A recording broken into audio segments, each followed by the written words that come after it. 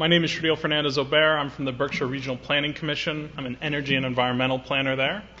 With me is Larry Cretien, Executive Director of Green Energy Consumers Alliance. We were going to have a third member here. Unfortunately, they were pulled away for a family emergency at the last minute, so we're one man down, but we'll muddle through okay, I think.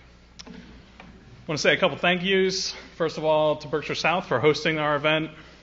Tacos Diablo for feeding everyone. They're a small business out of Nassau, New York, and they've been kind enough to provide burritos and everything else. If there's leftovers on the way out, feel free to grab a box, take it home with you. Lastly, there is going to be on the 12th in Lee a discussion about the future of climate change in the Berkshires, and that'll be at the Lee Public Library from 4:30 p.m. till 5:30. So if you're interested in checking that out, I believe we have some flyers that can be handed out after we finish our presentations.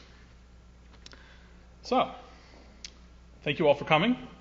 We're going to talk to you about Mass Save, which is an energy efficiency program on the state level, and then Larry's going to cover a bunch of other energy incentives, and I'll let him do the talking on those as he's an expert there. Next slide, please. So, hopefully, most people have at least heard of Mass Save. Show of hands if you've never heard of Mass Save. Okay, not bad. We like that.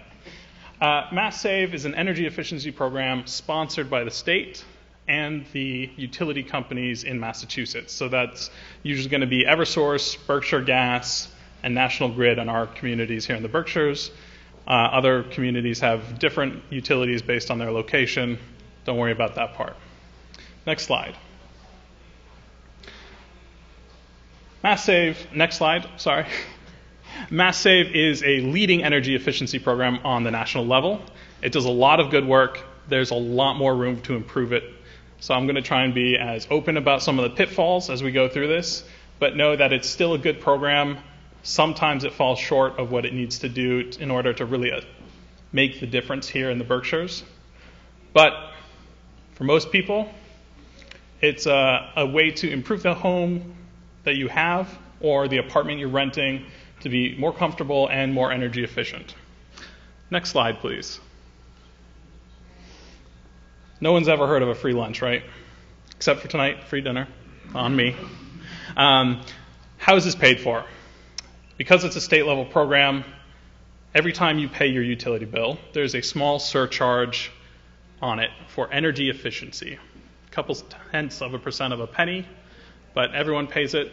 Every time you pay your utility bill, every year across the state, it adds up, ends up being a pretty sizable pot of money that can be used for energy efficiency upgrades and incentives. Next slide, please. What is Mass Save, and what is the process to go through it? So the first step is a no-cost energy assessment. That is, you get a professional. They come to your home and they look at how well insulated your home is, how energy efficient it is. Next slide. And the way they do this is pretty simple. They come in, they look where you may or may not need insulation, usually between your attic and your roof, or the attic and the rest of your home, around doors, around windows, around the foundation of your home, and they're looking to see if your home needs more insulation, if it needs weather stripping or air gapping to prevent gusts of wind or anything from creating a draft. The basic idea is you want it buttoned up like a nice winter coat in December. Next slide. When you get a home energy efficient assessment, you'll get a few other things on top of that. So they'll come in, they'll take a look around, they'll give you recommendations. They'll also offer you, depending on what you have in your home, a low-flow aerated shower head to help save water. They might offer you energy-efficient power strips to make your appliances use a little less electricity. And then they may also offer you a programmable thermostat to help control your furnace or your heating system, whatever it may be. And the idea is these are all small things that add up day after day, all year round, to make a significant difference in your total energy usage, your bills, and the overall comfort of your home. Next slide, please. So there's a couple different things here to understand. The home energy assessment is 100% free. It does not cost you anything. It's covered. If what you are recommended is an insulation upgrade, there are two pathways, but at minimum, that will be 75% off. If you are what's called low income, and we'll get to that in a few minutes, you will be 100% covered. You won't have to pay any money out of pocket. If you are recommended a heating system upgrade because you have a 15-year-old oil burner in your furnace and it's time to replace it, it's on its last legs, maybe they don't make the part you need to repair it the next time the serviceman comes by, there's incentives for that, and they range considerably depending on the size of your home, depending on how much heating you need, depending on how high your ceilings are, but they average about $10,000 or $2,500 per heating ton. If you have questions, there'll be a Q&A, don't worry, we'll cover everything. If you are moderate income, there's a slightly higher dollar amount for heating upgrades, and that goes up to $16,000. And then there are also additional incentives if you have specific questions about appliances, for example, new stove, cooktop, dryer, washer, refrigerator. And we'll cover those as well. Next slide, please. Why are we doing this? The simple answer is, if you want to live in New England, you probably have an older home. There haven't been a whole lot of new homes built in the last 20, 30 years, much less the last 50. So there's a lot of old homes that need to be improved to adjust for the current climate and what we are expecting to be a changing climate moving forward. So that means you need to think about how your home is insulated. I like to think of it, as I said, like a winter jacket. It's fine if you put it on, but if you don't zip it up, it's not going to do a whole lot of good as the wind comes and chills you to the bone. So the insulation, the air gapping, that reduces the air exchange between the inside and the outside of your home, which reduces heat loss. It also reduces heat gain in the summer and can make it more comfortable all year round. It also is really useful to be as weather tight as possible, help prevent any kind of rainwater seeping in, help prevent mold or mildew growing in your home, those sorts of things as well. Next slide, please. Most people have gotten a home energy assessment at some point in their life or know somebody who has. You can get one every 2 years. So if you've had one in the last year, it's still good. You can use it. If you haven't had one in the last 2 years, I would recommend getting a new one because they recently changed, I want to say beginning of 2023, the recommended R value or insulation level that is being put into homes for New England. So that has increased. So if you've had mass save done before and you've had insulation upgrades before, it's good to get it checked again. You're probably eligible for new insulation or more insulation. Next slide, please. Let's talk about heating systems. This is usually what people are most interested in, and it's usually going to be an air source heat pump. Next slide. Who's heard of an air source heat pump out of curiosity? Okay, not bad. Basically, an air source heat pump works the same way as a condenser in your refrigerator. Moves air from one location to another, passing through a condenser or a compressor to either cool or heat the air it's moving, thus heating or cooling your home. It's very reliable, but there's a lot of older information out there in the public that says New England's too cold. You know, sometimes in February you get down to minus 20, minus 30. With the wind chill, maybe minus 40. It's been a little while since that's happened, but it has happened. And people have heard, well, heat pumps don't work in that temperature. It gets too cold. They really can't keep up with the winter. That's not true. Modern heat pumps can handle up to usually minus 5, minus 15. You'll get a heat pump that's rated for our region, rated for the cold that we're used to seeing here. And that will cover you up to minus 15. It does not stop working when it gets that cold. It loses efficiency, which means now the heat pump system has to work harder or God forbid you might have to turn on a small space heater to really get it to be as comfortable as you might want without putting on an extra pair of socks or a sweater.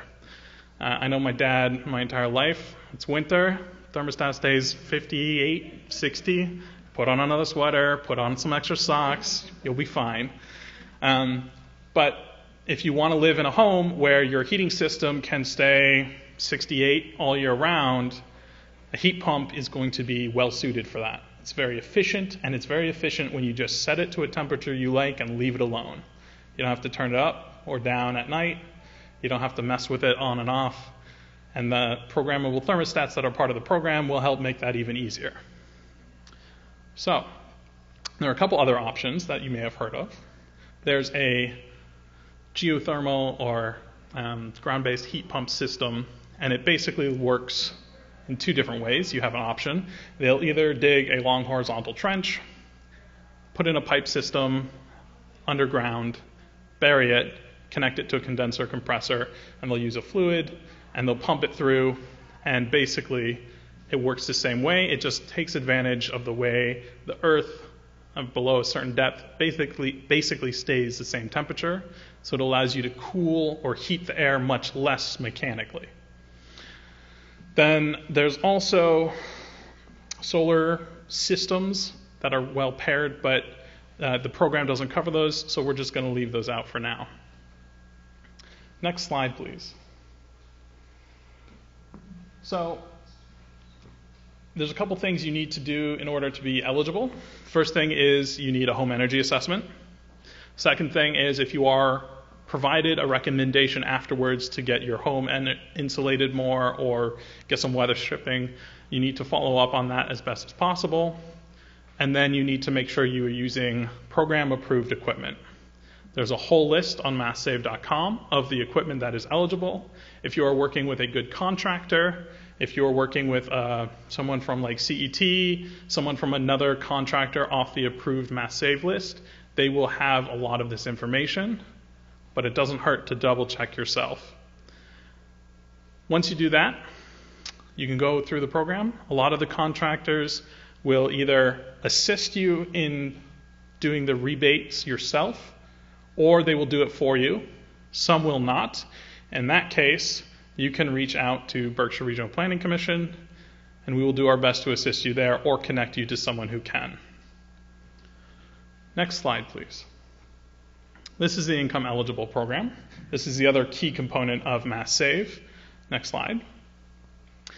And the goal of the income eligible program is to make this transition to a more comfortable, more energy efficient home as easy as possible and as affordable as possible, especially for someone who might be on a fixed income, someone who's on 3 jobs and still it's tough to pay the bills. So if you are a recipient of fuel assistance through BCAC, Berkshire Community Action Council, if you are on the reduced electrical rate, or if you think you might be eligible, you can apply through BCAC, and we can hook you up with a free energy assessment, a no-cost insulation upgrade, and depending on your home, a no-cost heat pump system upgrade to replace an older, less efficient furnace, oil, propane, sometimes gas. I want to be clear that sometimes moving from natural gas to an electric heat pump system is not going to be cost effective, even if it is more efficient and more environmentally friendly. So if one of your concerns is the cost of your heating, it's good to be aware that sometimes, even though a heat pump system is going to be better environmentally, it might not be better for your pocket. In those cases, highly recommend you to do all the other steps, because that'll cut your bill, it'll cut your cost for fuel, it'll make your home more efficient, it'll make it more comfortable. But I would say make sure what you're going to get out of the program is going to benefit you. This is the income range.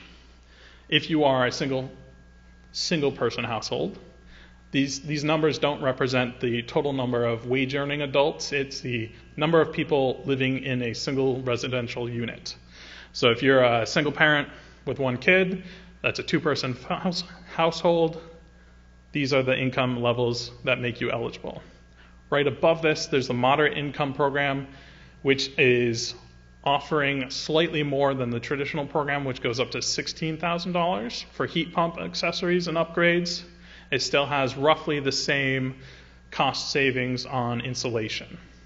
I also want to point out, everything I'm telling you goes to the end of this year. The program runs in a 3-year cycle, and we'll switch over to a new program, which I expect will have some changes. It probably won't be dramatically different or have, wildly different rebate structures. So everything I'm telling you is accurate till the end of the year. There will be a new program next year. It won't be wildly different as far as we can see. So, next slide, please. If you are low income and you qualify, you do have to go through Berkshire Community Action Council. They are the main provider in the Berkshires for the Low Income Mass Save program. If you've ever gone through BCAC, they're wonderful people. They work really hard. They're going to help you out to the best of their ability. If you need additional assistance or have specific questions about the program or whatever might be the case, you can also reach out to Berkshire Regional Planning Commission, and we will do our best to help you or provide additional information. Or if you're having trouble getting connected to BCAC for whatever reason, we'll help you get connected. Next slide, please.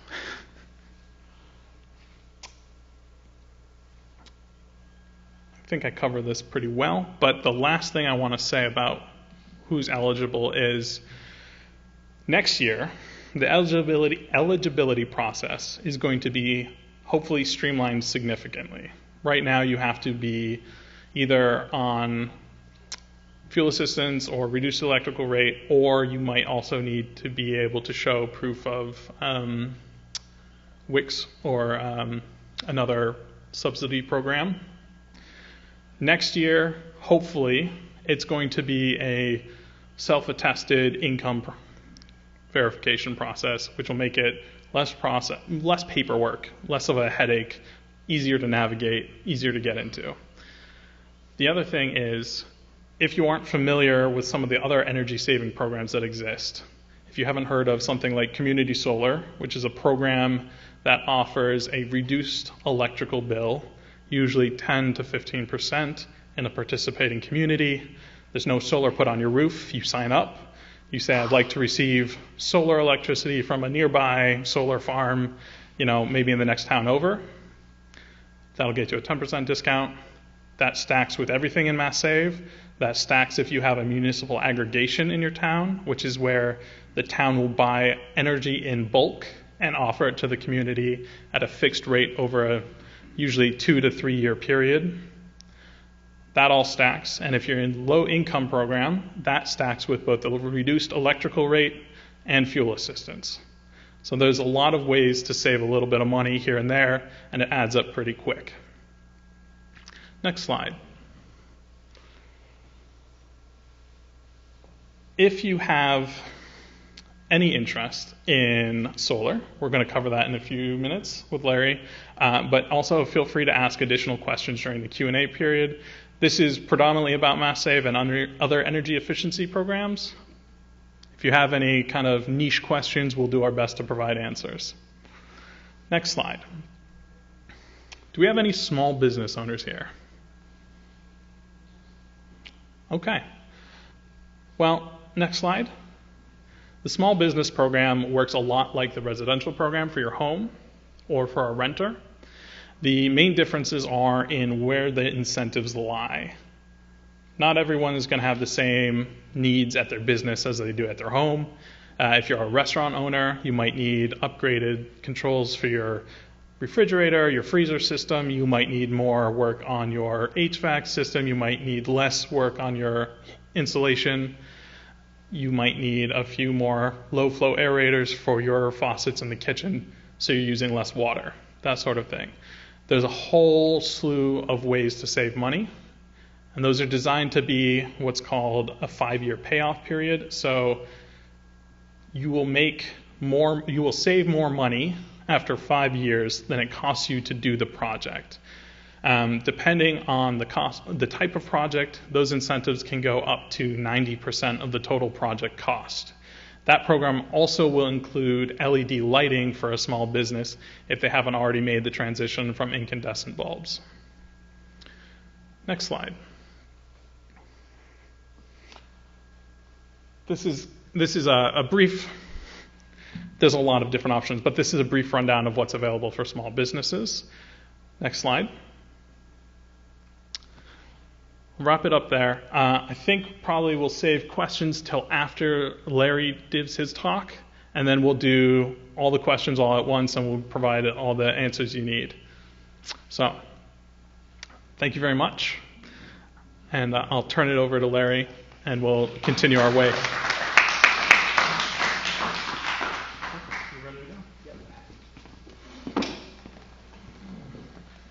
Thank you very much for having me. Tonight I'm going to augment what Sherdyl talked about. I'm going to focus on the Federal Inflation Reduction Act that passed in the summer of 2022.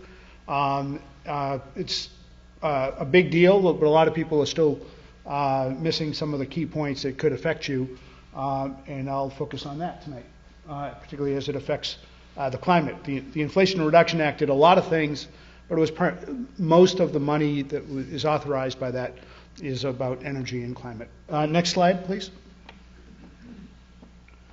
So Green Energy Consumers Alliance, we're a nonprofit organization founded in 1982, a long time ago. I've been there for 25 years, and we have a mission to empower communities and consumers to speed a just transition to a zero carbon world. And so the picture there was of the staff, most of the staff that we have.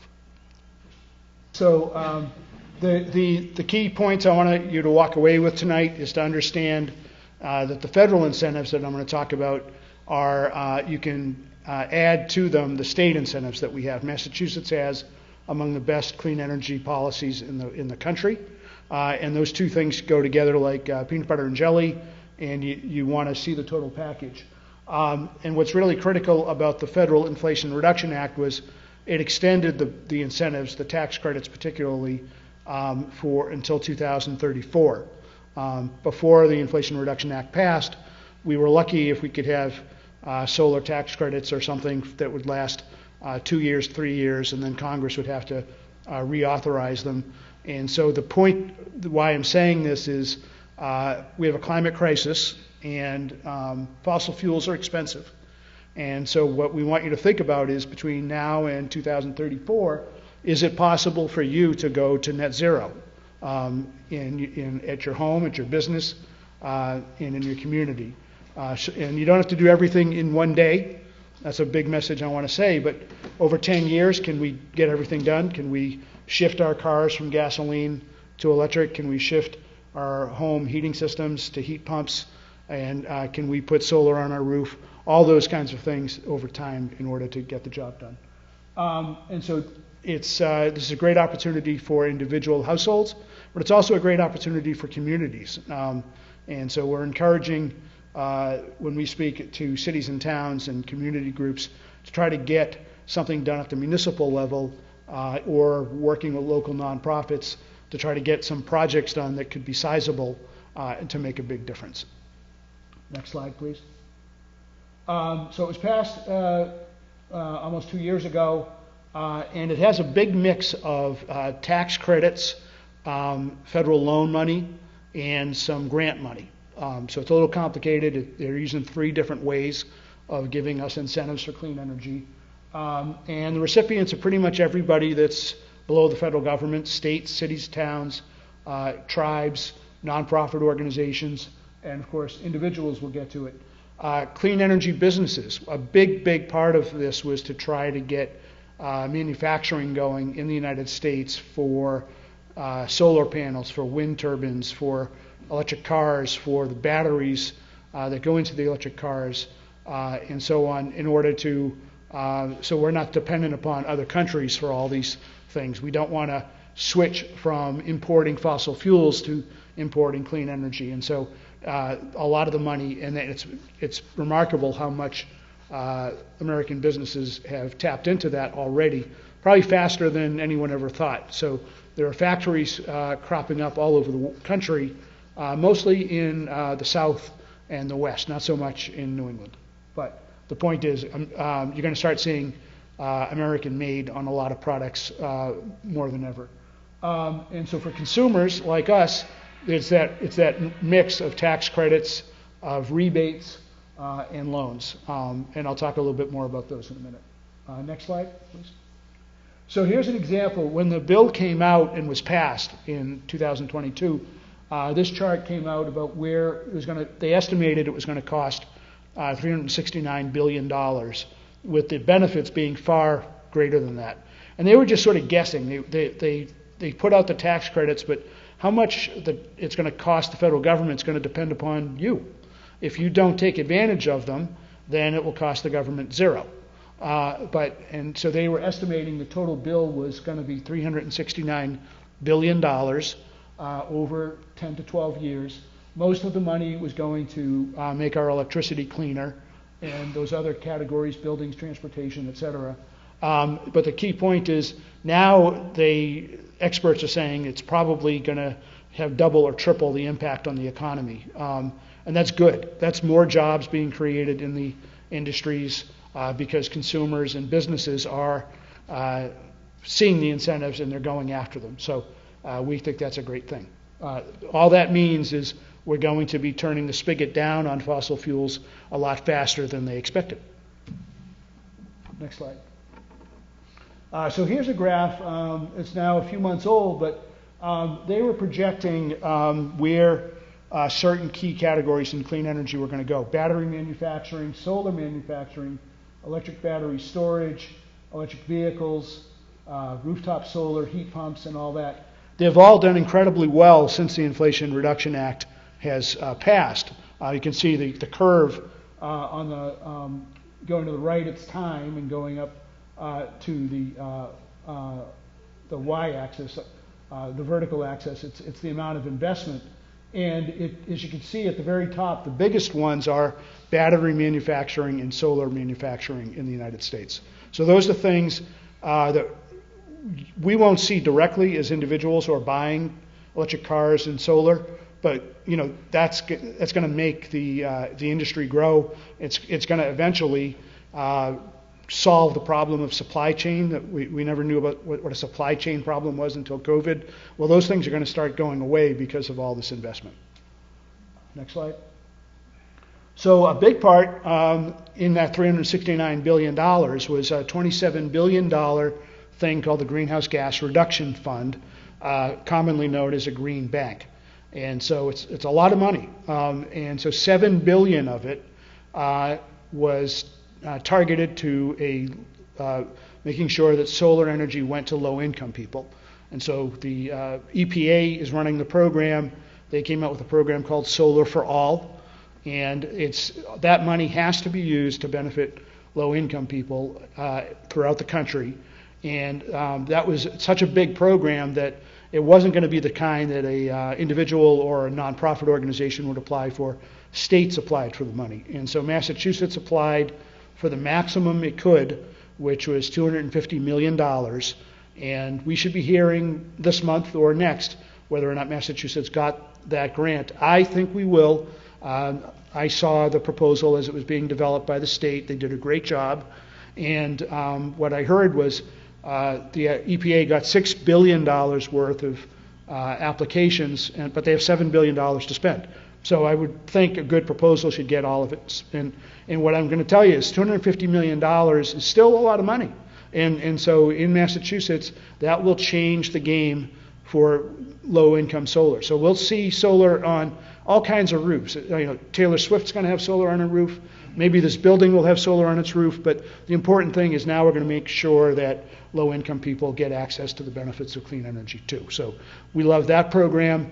But just last week, they announced that where the other $20 billion is going to go out to big nonprofit organizations in the country, about a half a dozen of them, and they're going to start administering different kinds of programs where it's essentially like a green bank where there'll be more zero interest loans for things, and it's going to benefit all kinds of projects, not just solar. And we're waiting to see more about that. But this will have a big impact over time. And very soon, and I'll get the word out to some of you about the Massachusetts grant if we get it. That'll change things really quickly. The state's going to have to adapt. They're already kind of, I hear, they're sort of even staffing up in the anticipation that they'll get the grant. They want to make sure that they do that project right. Next slide. Our organization is sort of excited. We're working with 3 other organizations. We're developing a new project called Equisol that is about low-income solar. We're waiting for the Solar for All grant to come in from the state, and that program is all about we want to help low-income households get access to clean energy, and we want to do that throughout the state. We're based in Boston, but we're talking to people in Pittsfield, and if you know of projects where we could work to do that, we'd be happy to do that. And then just in the course of talking to people about it, occasionally we find another project that is very similar. We want to work with community-based organizations and the like in order to do that. So, and part of our goal is to do a lot of solar so that we can do a group purchase of the solar panels and the inverters to try to drive the cost down anyway. So stay tuned for that as we go forward. Next slide. So now we're going to go over some of the federal benefits that haven't been listed yet. Next slide. That affect energy efficiency, solar, and electrification. So there's the residential clean energy tax credit, is what they call it. That's it. When you fill out your tax form, that's what they're going to refer to it. And now it's 30% until 2000. There's a typo. 30% until 2032. It says 2023. So for another 8 years, 9 years, and then it's going to be, it only goes down a little bit, 26% in 2033, 24% in 2034. So and that's important because maybe you can't do solar on your property today, but maybe 3 years from now you can. And you'll see that the incentive is still going to be at a minimum of 30%. That's a tax credit. It reduces your tax bill. So if you were to do say a $20,000 solar system, 30% of that is $6,000. That's $6,000 off your tax liability to the IRS. Now that applies, and here's what's interesting. It applies to geothermal heat pumps, ground source heat pumps. Sherdyl explained Mass Save. A lot of people are installing air source heat pumps in their house, ductless mini splits or maybe a ducted system. Those are eligible for a different tax credit I'm going to get into in a minute. But the geothermal industry must have lobbied Congress pretty well. They got a 30% tax credit. So those projects can cost more money. They're very efficient. They're very good if you can do it. But it's also going to, you can get, if the project was $40,000, you could get a 30% tax credit. So you get a tax credit of $12,000. So it's a lot of money. You can also get the 30% tax credit for solar electric or photovoltaic system, which is a lot of what we're talking about, a lot of people are interested in, or solar hot water, if you wanted to go that way. So that's 30%, then it goes down to 26 and 24. Now there's a couple of more wrinkles to it that make this all pretty exciting. For the first time ever with the law, they said that if you're a tax-exempt organization, like my organization, Green Energy Consumers Alliance, or I think this building is a nonprofit, any nonprofit organization, including houses of worship, can do this, or your town or your city can get the equivalent of the tax credit in the form of what's called direct payment. So you have to fill out a form, send it to the IRS, and you, as a tax-exempt organization, when you fill out you do have to file a tax return. They like to know what you're doing with your business, but they won't give you the tax credit on your tax return.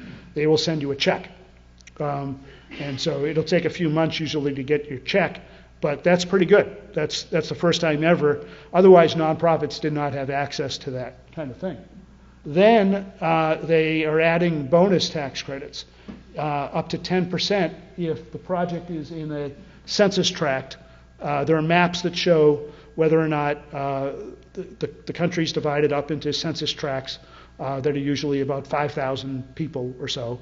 And if that census tract has the average income is 80% of the state's median income, then you'd be eligible for a 10% tax credit. And that could be anybody.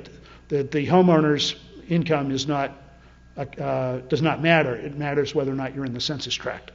And so there's a map that you can get to that'll indicate whether or not your census tract is eligible. So instead of a 30% tax credit, it would be a 40% tax credit, which is a big difference. Then if the project is built in a way and you can demonstrate to the IRS that low-income people are benefiting, then you get a 20% tax credit bonus. So it would be 20 plus 30 is 50. You cannot add up the two bonuses, so that doesn't go to 60%. But you can. The point is, it's 30 is the base. It could go to 40 or it could go to 50. Next slide. Then there's a different tax credit called the Residential Energy Efficiency Tax Credit. Now this one is a little different. This is 30% for qualifying improvements that are considered energy efficiency to them. But you can get it every year. So if you are doing multiple projects and you space them out, you can get it's up to $2,000 for a heat pump or heat pump water heaters or high efficiency gas heating systems or biomass stoves and boilers. So it's not 30% uncapped like it is with the geothermal or with the solar, but so it's only $2,000. But so I'm going to use my home as an example. We installed a heat pump water heater in December, and we are going to get a tax credit of 30% of the cost of that. At the same time, we upgraded our electric panel. We went from 100 amps to 200 amps, and you can get a $600 tax credit when you upgrade your panel if you do it at the same time that you're installing a heat pump or a heat pump water heater, because it's generally, a lot of people need to upgrade their panel in order to do one of those things. And so we're getting a tax credit of $2,600 on our 2023 tax bill. We don't have heat pumps yet. We'll do that another time, but then we will be able to get the $2,000 tax credit when we do that.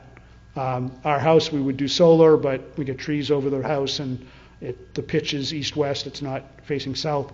So we're not going to do the solar, but the point is you can pace these out as you go through things, and you could even do, with ductless mini splits, you could do part of your house one year and get $2,000 for a tax credit, and then another year you could do more mini splits on another part of your house and get another $2,000 that way. So depends how many projects you want to have over time. So that's it's called 30%, but it's limited to $2,000 is the point. Next slide. Now there's, I hesitate to even talk about this one, but the part of the Inflation Reduction Act allocated grant money that the states will administer, and it's rebate money will go to consumers.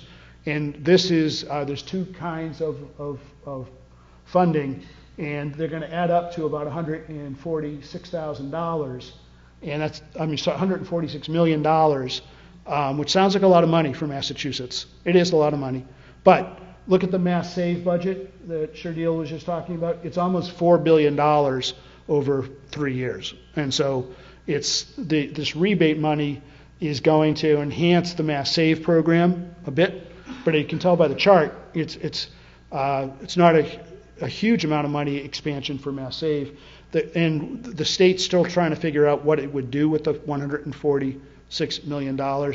So I don't know that who among us is going to be able to take advantage of that.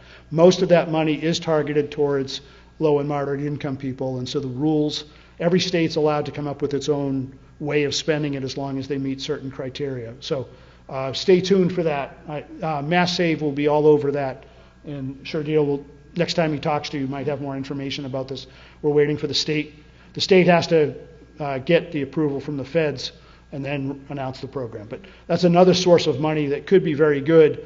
That, for some people, that's going to pay 100% of the cost of doing heat pumps, for example. So it would be something you could stack on top of the tax credits and on top of the Mass Save money. So some people will do quite well eventually.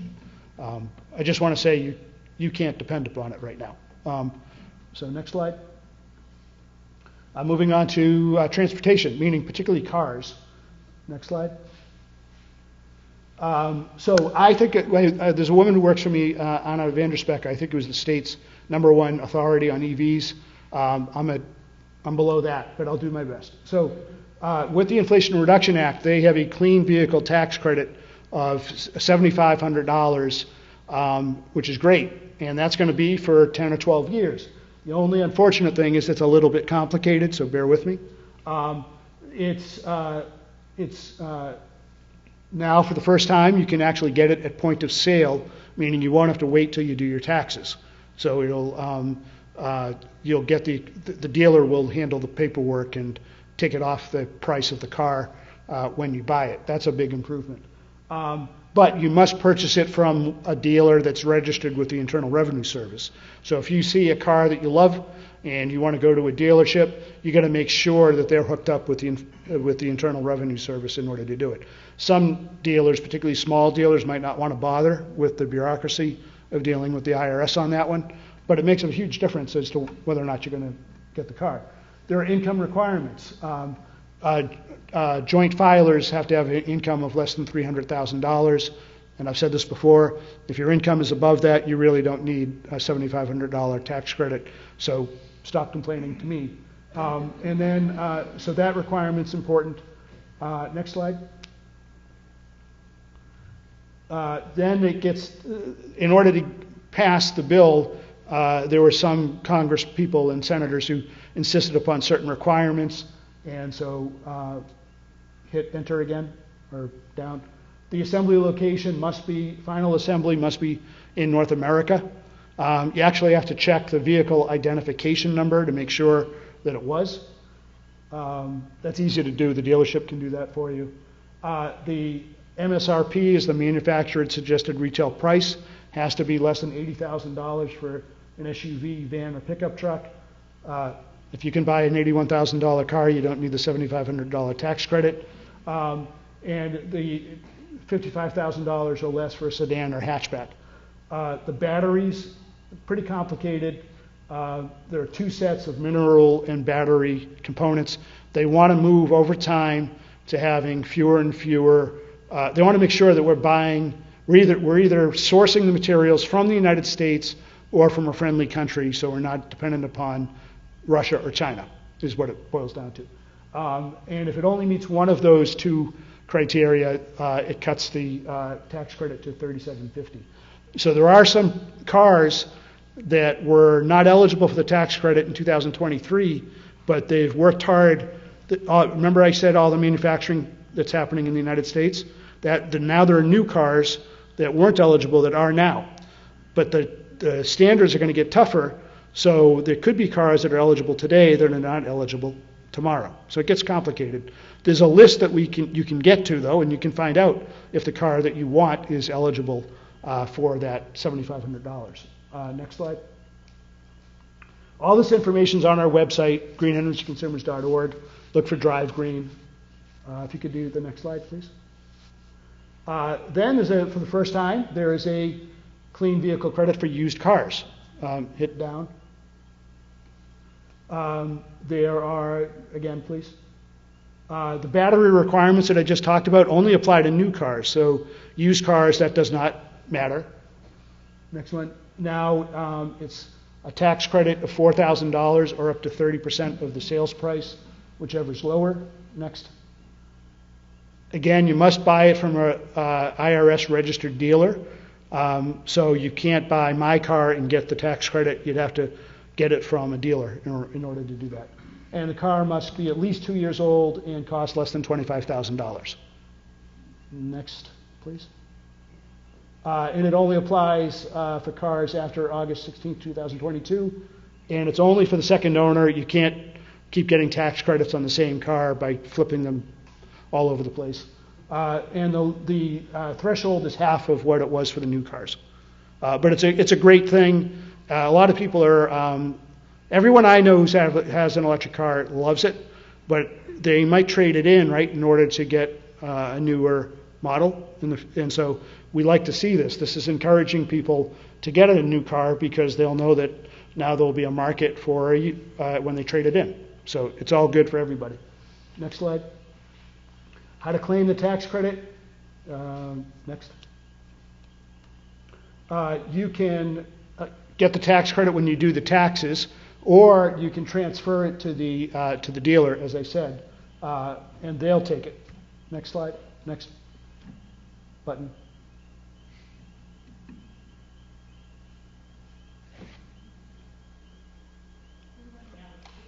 Oh. Okay. That's ironic. Yeah. Speaking of. Yeah.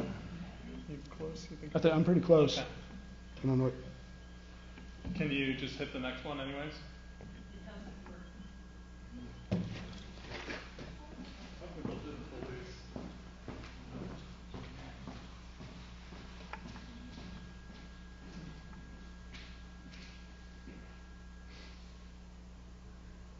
There's also incentives for charging equipment that you can find on our website. So if you want to install charging equipment at your home or your business, you can do that. All right. We'll whip through this. Next slide. Go to our website. We have a shopping tool. You can put in filters about what kind of electric car you want. Do you want it to be all electric, or do you want it to be electric with gas backup? Do you want an SUV? Do you want a compact car? What kind of range is your requirement? And we indicate in all cases whether or not the car is eligible for the tax credit or the state rebate. My staff who does this has done a great job. It just keeps getting better and better. So if you're thinking about an electric car, this is one of the best places you can look. Next slide. This is a website I strongly recommend that you look at. Rewiringamerica.org has an IRA calculator.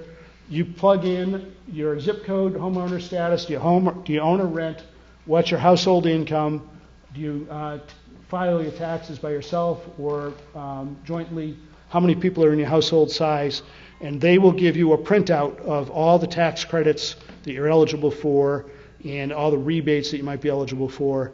And they consider that to be like your Uncle Sam bank account. That's how much you can get over the next 10 to 12 years. And so we just encourage, they do a great job explaining all that to you. So I strongly recommend that you bookmark that. And that'll go into everything I just said about the heat pumps, heat pump water heaters, the electric cars, and more. Next slide. We have a lot of events like this one, some indoor, some outdoor, a lot of webinars we do. You can go to our events page. We've got a couple coming up on EVs, and April 18th, we have one on heat pumps 101. I think it was one slide I'll just briefly mention. The state of Massachusetts has excellent rebates, not tax credits, for purchasing an electric car. So that you can add those to the tax credit. And the rebates, it's called More EV, is the name of the program. And you can learn more about that on our website, where we explain which cars are eligible for which kinds of state rebates as well. So the point is, you might get $7,500 on the federal tax credit. You'll get at least $3,500 of a state rebate, as long as the car doesn't cost above $55,000. So you can get essentially a $10,500 incentive for buying an electric car. And that also applies to used cars. There's a bigger state rebate for folks who are low and moderate income. So it can go up to $5,000. So those things are all working together to try to make this clean energy more affordable. And I'll take your question in a second. I think we're almost done. We're done. My name's Larry Cretien, and so Larry at greenenergyconsumers.org. If you have questions, if you want questions about EVs, go to Anna. If you have questions about heat pumps, go to Loie at greenenergyconsumers.org. And I think that's it.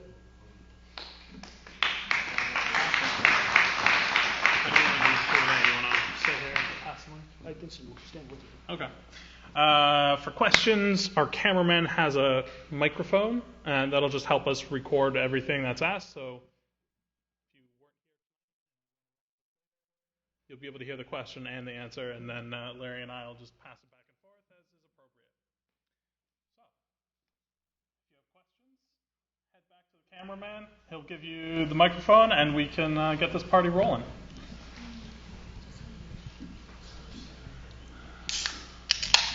Don't mind me, I'm going to have a drink because I've been talking all night. Right, exactly. Yeah, we can use this mic right over here. I think I'm just going to start it off, is that okay? Sure. All right, this is about best products. I guess the big industry uses best. Use a battery to charge your house. Yeah, like a battery storage system. Right. Yeah. Right. Is that how's that moving along? So there are some incentives for battery backup storage. They aren't covered under the Mass Save program, but they are. They're eligible for some state and federal tax credits, I believe. Yeah, the Inflation Reduction Act, for the first time, is now you can get a 30% tax credit on battery storage. BESS is Battery Electric Storage System, BESS, and that so you can get 30% tax credit on that. There is a program through your utility, if you want to look it up, called Connected Solutions, where the storage system might be eligible for. They might give you some incentive to sometimes use that when the grid's under stress. And they use that in connection with solar? With or without solar. The tax credit now, so you don't need to have solar on your property in order to have the storage.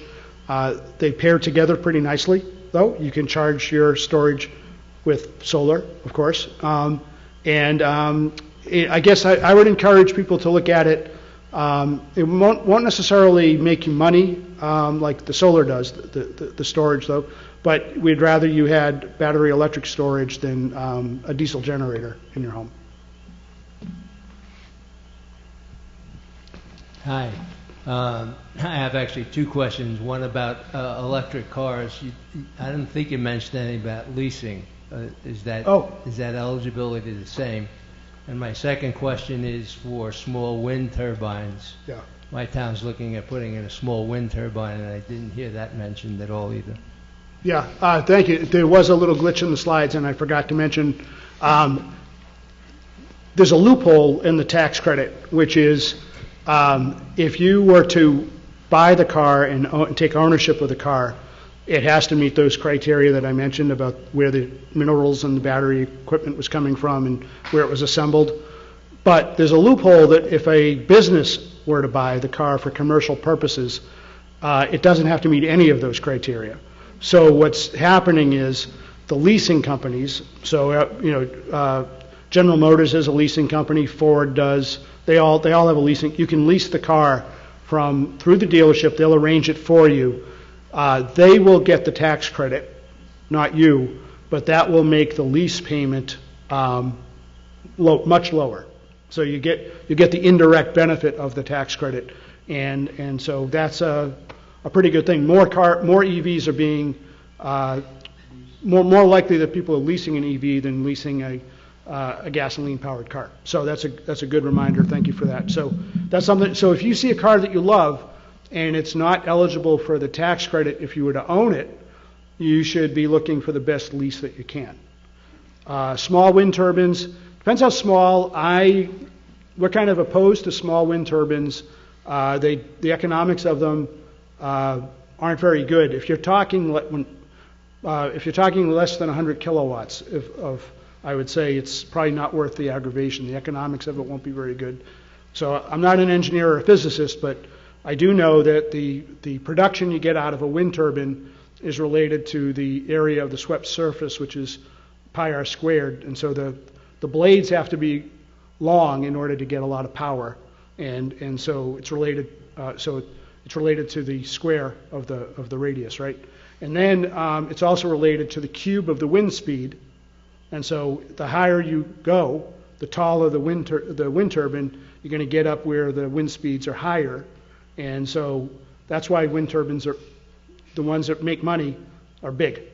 So, and then you can annoy neighbors with a small wind turbine. Now, I happen to go on vacation to a place in Maine where there's nobody around it, and they've got a wind turbine that's off the grid, and it works lovely. So it depends on your property, quite frankly. And the question was about rebates. That's also, thank you, that's eligible for a 30% tax credit. I don't think that was on your slide. It was not, and maybe that's my bias, to be honest with you. So this is kind of a supplemental issue, particularly two of them actually. One with solar panels. A lot of times when you're putting solar panels on, the first thing you want to think about is roof replacement as well. And I didn't know if that factored in at all in any of the rebates or any supplemental help, maybe through some of the green bank loans perhaps that might be eligible. And then the second piece was in doing, particularly in insulation, and this has been a problem for a while in older homes. You can't do insulation retrofits in homes that have knob and tube or ACM or things like that. And there's another renovation that has to occur first. And I don't know if there's any monies that are provided or some channel that allows, and particularly with the old homes you mentioned in this area, a lot of them have those issues. I'll answer the first and then turn over the second. The solar tax credit that I mentioned from the federal government and the state incentives right now do not support fixing a roof or replacing the roof. So that's a fact.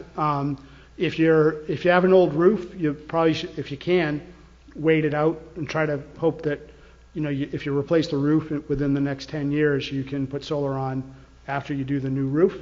But you did point out, we are waiting to see what the rules will be about the green bank. The green bank might be a source of money that's not available today that could help with roof work. To answer the second question, there are a couple of options. If you're low income, there's a small amount of money through Mass Save that can be used to address some of those barriers, particularly knob and tube wiring or vermiculite or asbestos-based insulation. If you are not, there is a 0% interest loan program called the HEAT loan, and it's a 7-year up to $50,000 loan program, 0% interest. And the way you approach it is you get a quote for the work that needs to be done, be it knob and tube removal, mold removal, asbestos-based insulation removal, whatever the case may be. Take that, you use that to apply. If you're given a loan, you go to your preferred lending institution that's participating. Berkshire Bank, Greylock Federal Credit Union both participate. There's a number of others in the area. And then you can get the loan, and they'll usually do either 2 or 3 checks, one at the start of the program when you get the loan awarded, one at the end, or one in the middle, and one at the end. So there are other options to address those sorts of issues. Are there any rebates for hybrid cars? No. And sorry about that. There's another policy you should all be aware of that it's not really an incentive to consumers, but it's a requirement on car makers that we're pretty excited about. There's actually 2 that will apply that's going to change everything. Massachusetts adopted last year a rule called Advanced Clean Cars 2. States can only do this if California went first, and California did. So starting with model year 2026, 38% of all new cars sold in Massachusetts will have to be electric. And by 2030, 68%. By 2035, you will not be able to buy a gasoline-powered vehicle in Massachusetts. It's going to 100% of new cars will have to be electric. So we're phasing out gasoline-powered vehicles over time because of the Advanced Clean Cars 2 rule. Then about 2 weeks ago, President Biden signed in a regulation that's going to run through the Environmental Protection Agency that's going to require car makers all across the country, not just in states like Massachusetts or California, are going to have to increase their, reduce their emissions gradually over time so that it's going to have the same effect. So you're going to be seeing more efficient hybrid vehicles than ever before. And the car makers are going to have to make them attractive enough to sell them to you, otherwise they won't be in compliance. So it's not a direct incentive to you. It's sort of a requirement on the car makers, so they can meet the requirements by selling you a high mileage gasoline powered car, maybe a hybrid, or they will make an electric car more affordable for you. So all that's going to start happening within a couple of years, and it'll be dramatic. Right now, something like 8% of the cars sold in Massachusetts in 2023 were electric. So think of it. Within a couple of years, it'll be 38%. So like among, a third of this crowd that will be buying it. If you buy a new electric car, it's likely to be an electric car. What holds us back from buying an electric car is just getting to be able to get enough charging stations. We live in Lee, Yeah. And when you think of traveling, is there any plan to start getting more electric stations going? There is. There's the state the federal government's put money also because of federal money is putting a lot of money into charging stations. There's more out there than you think. We need a lot more. But the utilities asked for and got permission to build more. So they're out there encouraging places like this or on the highway, restaurants. I'm staying at the Holiday Inn down the street, and they've got charging stations there. So they're cropping up all over the place. And it's a pretty dramatic change in the last couple of years around the country. So the charging stations are being built. So that is a concern you have. The other thing you're going to start seeing because of the rules is maybe not a full battery electric car, but what we call a plug-in hybrid electric vehicle, which is maybe you can get 30 to maybe even 70 miles on a charge, and then it's got a gas tank and a gasoline engine. So it's it's a plug-in car for a certain amount of miles. So. And not to, just to put it bluntly, if everyone was driving a hybrid, the planet would still heat up too much. So we really have to plug in. There's another portion to that, which is there's a considerable amount of state funding available to municipalities and nonprofits to install chargers at their places of business, around town halls, around public libraries, and a number of communities in the Berkshires are pursuing that as we speak. What about battery swap? Is that going anywhere? It is. Battery swapping is happening in some parts of the world.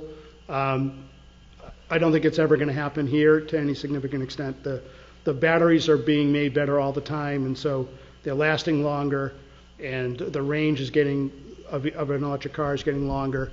The ability to charge a car, the speed of charging a car is picking up. So I think we've kind of leapfrogged over that battery swap idea. With your permission, I have two questions. I do own a 2015 Volkswagen e-Colt, Volt, whatever it's called, Golf. And so at this point I've been told that my battery has decreased by 40%. So I expect, though, that the way I use it, it's still going to last me quite a few years.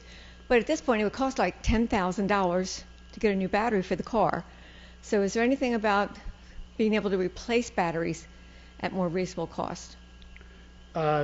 So there's a lot of good news. So the batteries are generally lasting longer. You were one of the first people to get an electric car. I know. That's around the time I got Chevy Volt, which is a plug-in hybrid. And to be honest with you, today's new electric cars, the batteries are much, much better.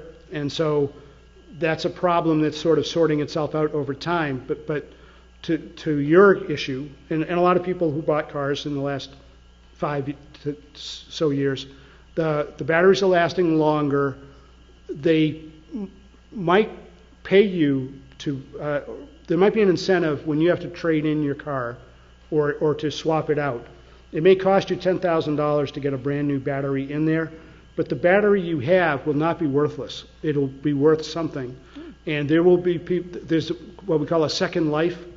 There will be people who want to buy that battery and maybe use it for stationary backup storage. This gentleman asked about backup energy storage. And so it may not be good enough to push your car around town, but it might be good enough to help keep the lights on at your home or at some other place. So there'll be some value there. Then, after the second life, could add another 10 years to it, the recycling of batteries is improved dramatically so that in 10, 15, 20 years, there'll be someone who will want that battery and recycle about 99% of the value of the battery. So I would say, and just think of it this way, $10,000 in several years, it's cheaper than buying a new car. So it's, don't like to spend money, but that's still a pretty good deal. And now they're talking within a couple of years, we're talking about where they think that the battery could last longer than 20 years or something. Like maybe 1 million miles is the goal that a lot of folks have. And, I've never been in a car that's lasted that long. So, these problems are just, it's fascinating how fast the improvements are with respect to all this. So I don't want to don't wait until you see a 1 million mile battery on the market. The ones that we have today are good enough. But Thank you. Second question was about, you have to plug these things in. And somewhere there was that, do you have to have a universal charging plug with going and traveling with that? Is that come or is that still in play? Well, several years ago, General Motors and Ford were using one kind of system. Think of it a little bit like Apple versus Android, that kind of thing. And the Korean car makers, the Asian car makers had a different system. And then Tesla had a third system. And the good news is that the Asian companies have kind of given up and now they're going with the other systems. Now everyone is using the Tesla protocol. And so that problem's gone away. So pretty soon, if you buy a new car, you'll be able to charge it at a Tesla supercharging station. And that'll just make everything so much easier. But not my old electric car. I can't go to Tesla. No, God bless you for that one. We appreciate it. But yeah, you know. I'm very attached. But you can charge. I think that'll work at the Holiday Inn if you need it. Oh, okay. I have a charger, so I'm comfortable. Right. I have a question regarding the heat pump air source. Can you tell me how long it would take to recoup your investment? I'm so sorry to do this. This is my favorite answer. It depends. It's going to depend largely on the size of your system and the size of your home and what the heating load is. The idea is that the overall cost of a heating pump will pay for itself within the life of that heat pump system. I don't want to give you a number and have it be wildly inaccurate because I don't know anything about your home. I'm also not an engineer. Less than 15 years is probably the going rate. Depending on the size of your home, it could be 5 years. It could be, with the cost of whatever you're using to heat currently, if it's oil or propane, you see that pay off in under 5 years. Okay, I have another general remark. If I could just add to that, if you have electric resistance, way to heat your home, which still a surprising number of people do, you should leave right now and go change to a heat pump. You'll save a lot of money. If it's oil or propane, it's as quick as 4 to 5 years. So if you took a loan out for whatever, you'd be cash positive right away. Where it gets harder is if you have high efficiency gas.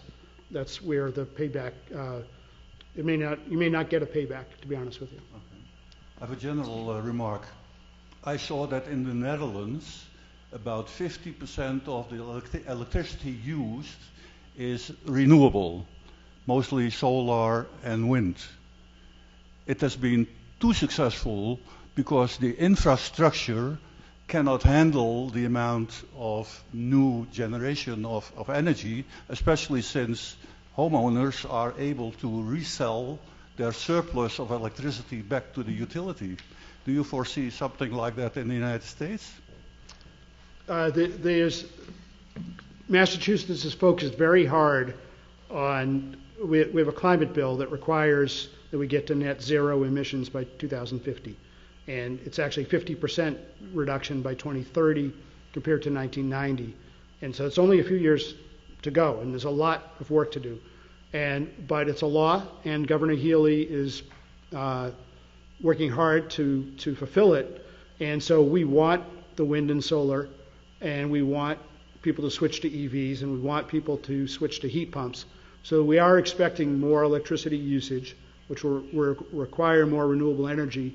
But that will also require, and it gets very complicated, a lot of upgrades to the electricity grid, the distribution system that brings the power through the communities. And it could be one part of town has excess capacity, and another part of town might be running out of capacity. And so what we're trying to figure out is we want the utilities to map it out, and they want to make the improvements where there's a shortage of capacity, because we don't want to break the bank and just raise capacity everywhere. We want to sort of time it so we make the investments that are needed to accommodate all this. A lot of smart people are working on it, and honestly, you'll start seeing more announcements of more utility improvements in your community over time. Thank you. One thing I'll add to that is even now there are maps of basically grid utilization that are available through the utilities, and towns all through Berkshire County are pressuring both Eversource and National Grid to make upgrades along where they know capacity is limited already. So it's happening now. It's going to take some time, it's going to take some work, but we're going to get there. And probably small nuclear plants aren't good. I think that's mostly because of a tail. I think I'm going to say probably not.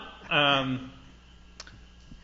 think from an environmental / payoff benefit, they're not popular for sure. I'll say, with clean energy, I want it in my backyard. I don't want a small nuclear power plant in my backyard, I'll be honest with you. And I don't think you're going to see them. They won't be cited, they won't be approved or permitted. But more importantly, I'll say this right now, come back and we'll talk about it in 10 years, they're just never going to be affordable. The cost of wind and solar and energy efficiency and all that, it's just coming down way too fast, and it's a dream. Good. Well, it's not quite a dream. In France, they generate more than 80% of electricity through nuclear power, very successfully so far and very economically as well. I think another question of that is, in today's day and age, the T word, terrorism. You put nuke plants everywhere. I don't know how somebody starts playing. That's probably one of the stuff too. I don't know how expensive it is to build, but they're around, and it would, the energy they produce is pretty good. But we're trying to go clean. I get it. So we're a one-car family, and we have a Honda Civic that we get 30 to 35 miles. So based on my previous question, for you it'd be better, it's not that worth it to go hybrid. It's better to maybe wait till I feel comfortable, because I'm concerned with an EV. If I want to go on a long trip or even go to Boston for a day, it's 250 miles just back and forth. And so how do you make... I implore you never to buy a new gasoline-powered car, anyone here, ever again. Even a hybrid? Even a hybrid. I'd rather see you, if your car died, that you buy a used gasoline-powered car, just so we need to replace the inventory of gasoline cars with electric cars over time. But go to our website. You're going to be surprised at how you can get either a plug-in hybrid or a full battery electric that is going to make you happy. The range, my car gets 250 miles to a charge. I live in Quincy, just south of Boston. I got here no problem. I still have well over 100 miles, and it would take me about 15 minutes on I-90 to do a fast charge to get enough battery to get to my house. So back and forth. And my car doesn't have as long a range as it's a 2019. The 2024 models are now averaging over 300 miles per charge, and the speed at which you can charge them on the highway is much faster. And so, people are getting through this with the newer cars that are available today. So try to keep your car going for a while, and then just keep look, and you don't have to buy a new EV tomorrow. Yeah. Thank you.